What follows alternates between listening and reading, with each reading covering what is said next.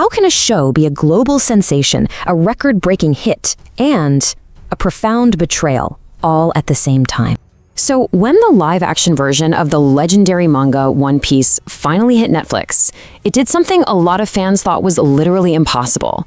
Now, to really get how big a deal this is, you have to understand that for decades, live-action anime adaptations have been, well, they've been a total running joke. They almost always fail to capture the magic and the heart of the original. So when this show launched, expectations were, let's just say, cautiously low. But then it completely shattered them. It became this massive, undeniable global phenomenon, hitting the #1 spot on Netflix in a staggering 84 countries. Just think about that for a second. In 84 different cultures, this story just clicked. For the first time, a Hollywood take on anime wasn't just okay. It was a huge, critically acclaimed success that seemed to make everybody happy, old fans and new viewers alike. And yet, while a mainstream was celebrating, a totally different story started bubbling up from the most dedicated corners of the fandom. You know, the people who've been living with this story for over 20 years. For them, this wasn't a story of success. It was a story of a quiet but deep failure. They argued that the show, despite everything it got right on the surface, had committed a fundamental betrayal, and not of the plot. Plots can change, that's fine. This was something way more important, a betrayal of the characters' very souls. So how can something be both a triumph and a failure? Let's dive in and unpack what went so right and what went so horribly wrong. Okay, now before we get into the heart of the controversy, we absolutely have to start with the positives. You gotta give credit where credit is due. This adaptation was clearly made with a ton of love and care. It was not some lazy cash grab. The creators made some incredibly smart, really thoughtful changes to bring this wild, fantastical world to life. And these weren't just random changes. They were clever solutions to tough problems. And you know what? In some cases, they arguably even improved on the original stuff for a live-action show. Let's look at two fantastic examples of these smart changes, the characters Sanji and Usopp. This slide really gets to the core challenge here. What works in one format doesn't always work in another. Take Sanji, the crew's amazing chef. In the anime, his deep admiration for women is shown through these extreme visual gags. I mean, his eyes literally turn into hearts. He has these massive geyser-like nosebleeds. In the crazy stylized world of animation, it's hilarious. But just try to imagine that in live action. A real actor with hearts for eyes, it would look completely ridiculous and pull you right out of the story. So the show made a brilliant choice. They kept the essence of the character, his chivalry, his rule of never harming a woman, but they changed the execution. He became suave, charming, and cool. He expressed his admiration in a way that feels way more believable for a real person. In other words, they translated the idea of the character, not the literal gag. And they took the exact same smart approach with Usopp, the crew's sniper. In the anime, his cowardice is often this loud, shrieking, over-the-top joke. The live-action series took that core trait, his fear, and gave it a more realistic foundation. Now, his fear comes from a place of deep, relatable insecurity. He's afraid because he's a normal guy in a crew of super-powered monsters, and he feels like he isn't strong enough. That simple shift turns a running gag into a core part of his psychology, making him so much more complex and empathetic. In both cases, the creators gave the characters believable depth. Let's talk about another major win for the show, the villain, a Marine captain named Smoker. In the original story, Smoker gets his power from something called a devil fruit.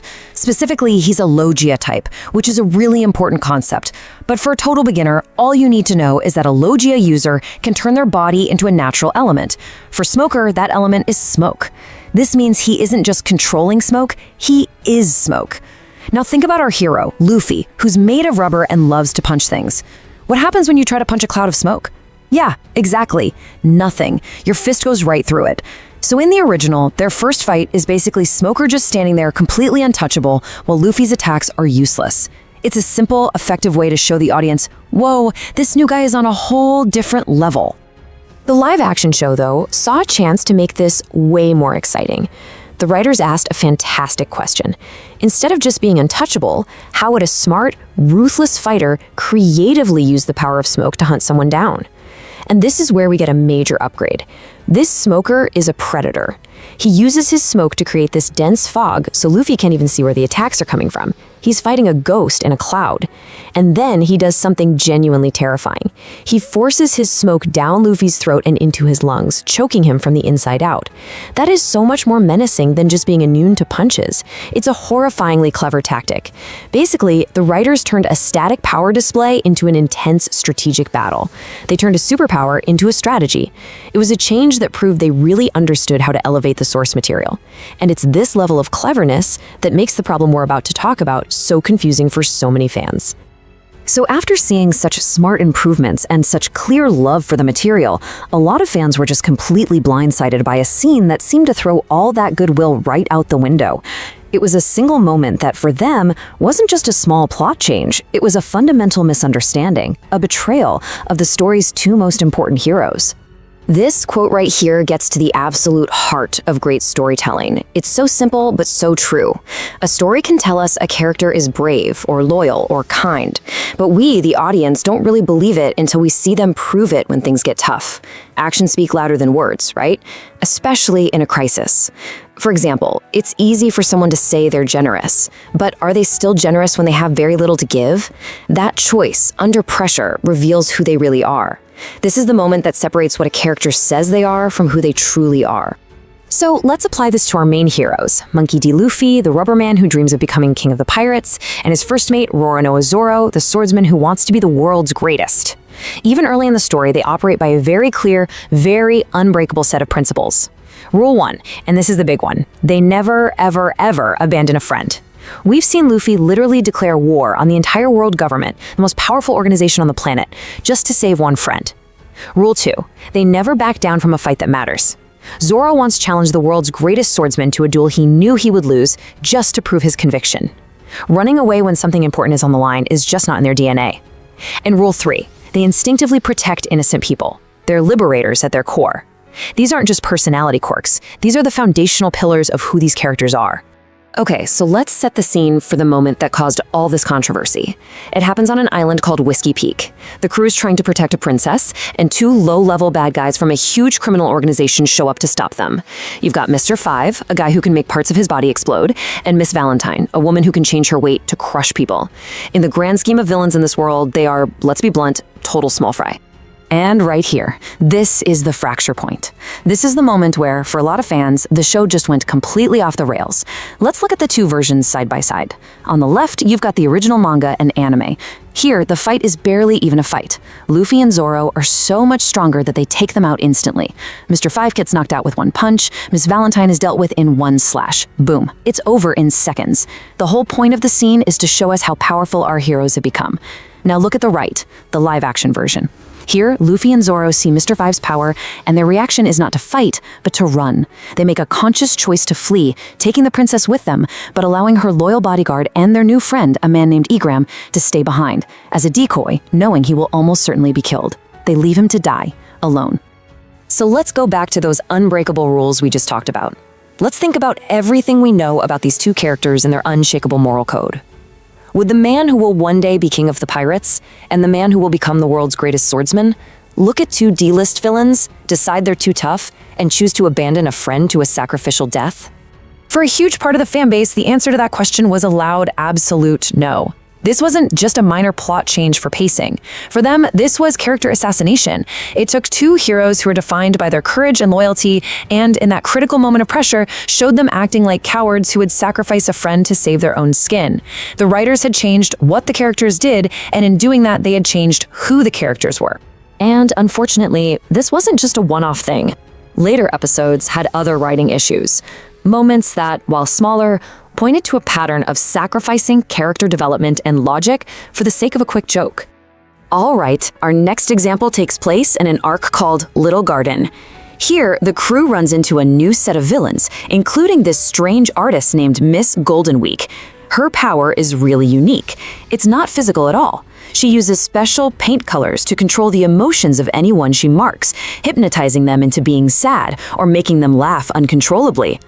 In the original story, this fight is a huge, character-defining moment for Usopp. Remember, he's the guy who often feels like the weakest link. He can't punch his way out of this mind control problem. He has to use his brain. When Luffy is put onto her spell, Usopp cleverly realizes a sudden shock will break it. So he uses his slingshot to shoot a small fire pellet, setting Luffy's clothes on fire. It's this awesome moment where he proves that being clever is just as valuable as brute strength. It's a strategic triumph that shows why he belongs on the crew. The live-action version throws all of that away for a cheap gag. In this version, Usopp doesn't outsmart anyone, he just trips. He accidentally kicks a paint palette, it flies through the air and splats on the villain's face, causing her to defeat herself. A key moment of character growth was replaced by a clumsy accident. Usopp was totally robbed of his victory, and his contribution was reduced to just dumb luck.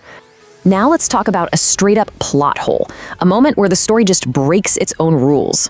This involves the main villain of that same arc, a man named Mr. 3. His power comes from the wax fruit.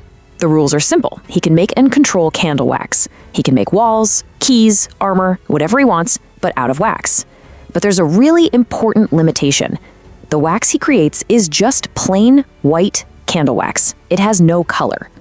This limitation is key to how his powers work with his partner, the artist Miss Goldenweek. Their abilities are supposed to be used together. It's a team effort. So, first, Mr. 3 uses his power to sculpt a perfect, lifelike clone of himself out of pure white wax. It's a great sculpture, but it's obviously a wax statue. Then, Miss Goldenweek, the artist, uses her paints to meticulously color the clone. Skin tone, hair color, clothes. Only after she does her part does the clone become a convincing decoy. The rules are clear. He makes the shape, she provides the color. But in the live-action show, this logic is just completely ignored. In the climax of the story, long after Miss Goldenweek has been taken out of the fight, Mr. 3 creates multiple clones of himself to escape, and these clones appear instantly and perfectly colored. They look exactly like him. So this raises a pretty simple logic-breaking question: who colored them? It couldn't have been Miss Goldenweek. She was already defeated. This means the show either forgot its own rules or just ignored them. It's a classic plot hole, a glaring inconsistency that shows a lack of attention to the details that make a fantasy world feel real. So, why are we focusing so much on what might seem like small details? A single scene, a missed opportunity, a minor plot hole? It's because in the art of adaptation, these details aren't just details, they're everything. They are the building blocks that make up the story's soul.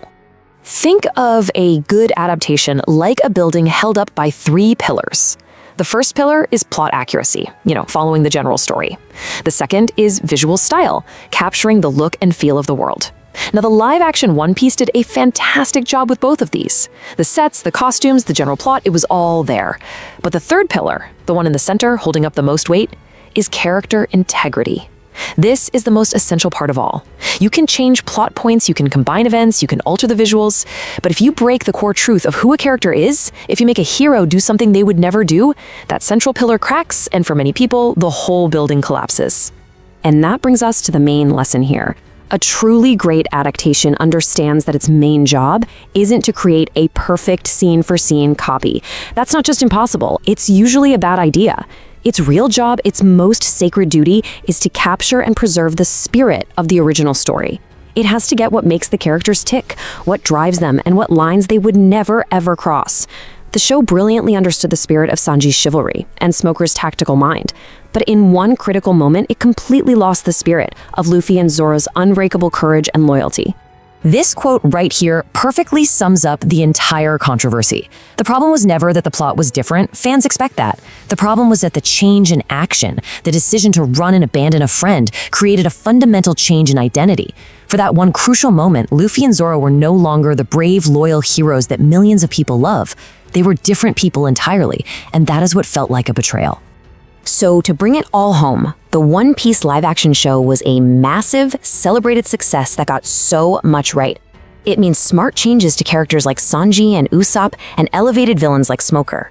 But for some of its most dedicated fans, that success was overshadowed by huge mistakes in the writing, mistakes that created plot holes and, most importantly, violated the core identity of its main heroes. It's a powerful lesson that in any adaptation, preserving the truth of a character is the most important job of all. Which leaves us with a pretty fascinating question to think about, not just for One Piece, but for any story you love. When you think of your favorite character from any book, movie, or show, what is that one core trait, that one unbreakable rule that defines them? What is the one line that if they crossed it would make them no longer the character you know? That right there, that's the soul of the character, and it's the one thing that any adaptation has to protect, no matter what. If you enjoy this video, please like, share, subscribe, and hit the bell to the later update from my channel. Thank you for watching till the end, and see you in the next video.